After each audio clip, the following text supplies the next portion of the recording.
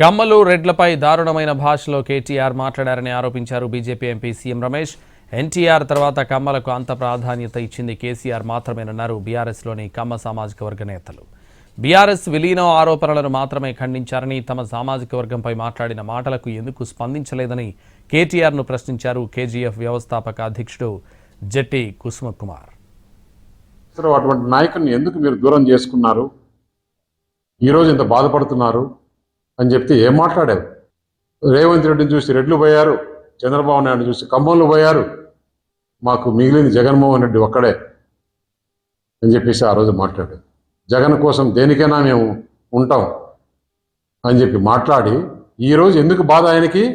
ఇవాళ తెలంగాణలో కమ్మ సమాజానికి హక్కున పెట్టుకొని అన్ని సామాజిక వర్గాలను కూడా హక్కున పెట్టుకున్న ఏకైక వ్యక్తి కేసీఆర్ గారు అని చెప్పి నేను చెప్తున్నాను.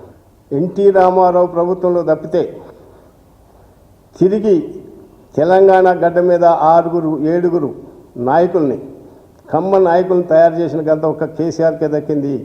ఆయనే తీసిన తుమ్మల నాగేశ్వరరావు గారు పెద్ద లీడర్ అని, అటువంటి లీడర్ని తీసుకొచ్చి మంత్రి ఇచ్చి తర్వాత ఎమ్మెల్సీ ఇచ్చినాడు.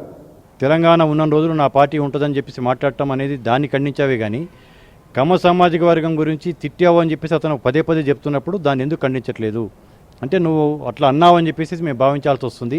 నువ్వు దాన్ని కాబట్టి కేటీఆర్ని కూడా స్పష్టతను ఇవ్వాలి దీని మీద అనేది కేటీఆర్ని డిమాండ్ చేస్తున్నాం. ఆధారాలు బయటపెట్టాలి, లేకపోతే నువ్వు అన్న మాటల్ని విత్డ్రా చేసుకొని క్షమాపణ